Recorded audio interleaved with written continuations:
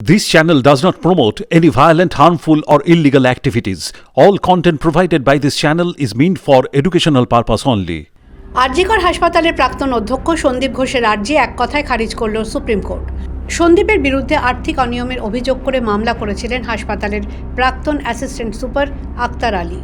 সেই মামলায় গত 23 আগস্ট কলকাতা হাইকোর্ট সিবিআই তদন্তের নির্দেশ দেয়। হাইকোর্টে সেই রায়কে চ্যালেঞ্জ করে সুপ্রিম কোর্টে মামলা করেছিলেন সন্দীপ ঘোষ। এখন প্রশ্ন, কেন খারিজ হলো সন্দীপের আবেদন? প্রধান বিচারপতি ডিওয়াই চন্দ্রচূড় বলেন, এটা নিয়ে কি কোনো বিতর্ক রয়েছে যে ধর্ষণ ও খুনের ঘটনা যখন ঘটে আপনিই ছিলেন হাসপাতালের অধ্যক্ষ? প্রধান বিচারপতি ডিওয়াই চন্দ্রচূড় ছাড়াও এদিনের শুনানিতে ছিলেন বিচারপতি জেবি পারদিওয়ালা এবং বিচারপতি মনোজ মিশ্র। প্রধান বিচারপতি বলেন, আপনি একজন অভিযুক্ত। জনস্বার্থ মামলার ভিত্তিতে হাইকোর্ট যখন সিবিআই তদন্তের নির্দেশ দিয়েছে তখন আপনার আপত্তি করার কোনো এখতিয়ারই নেই।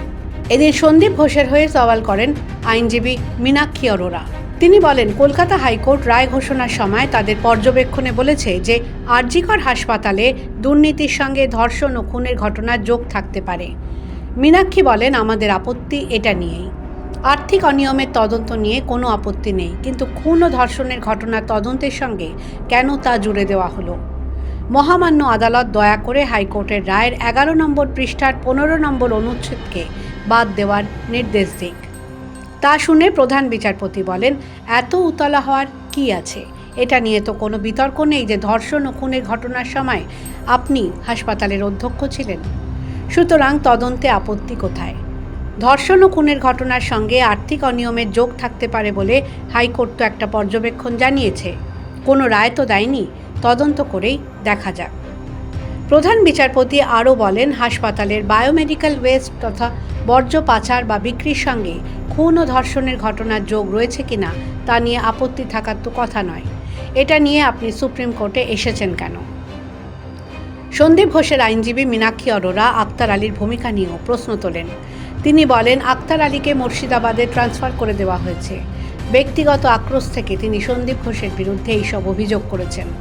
তা শুনে প্রধান বিচারপতি ডিওয়াই চন্দ্রচূড় বলেন, আক্তার আলীর কী উদ্দেশ্য রয়েছে তা এখানে বিচার্য বিষয় নয়। রাজ্য সরকার চাইলে আক্তার আলীর বিরুদ্ধে বিভাগীয় তদন্ত করতে পারে। এখানে বিচার্য বিষয় হলো আর্থিক অনিয়ম হয়েছে কিনা এবং তার সঙ্গে ধর্ষণ ও খুনের ঘটনার যোগ রয়েছে কিনা, এবং তা তদন্ত করে দেখা হচ্ছে। সে বিষয়ে কোনো আপত্তি থাকা উচিত নয়। আরজিকরে শিক্ষার্থী পড়ুয়ার ধর্ষণ ও খুনের ঘটনা নিয়ে সুপ্রিম কোর্ট সুও মোটো মামলা দায়ের করেছে। সেই মামলার শুনানি গত বৃহস্পতিবার হওয়ার কথা ছিল, তা পিছিয়ে সোমবার করা হয়েছে। 9 সেপ্টেম্বর সেই শুনানির দিন আদালতে স্ট্যাটাস রিপোর্ট পেশ করার কথা সিবিআইয়ের। অর্থাৎ তদন্তে কতটা অগ্রগতি হয়েছে তা মুখ বন্ধ খামে সর্বোচ্চ আদালতকে জানাবে সিবিআই। তার আগে এদিন সন্দীপের কোনো আর্জি শুনতে চায়নি সুপ্রিম কোর্ট। তার সমস্ত আবেদন খারিজ করে দেওয়া হয়েছে। The world bureau.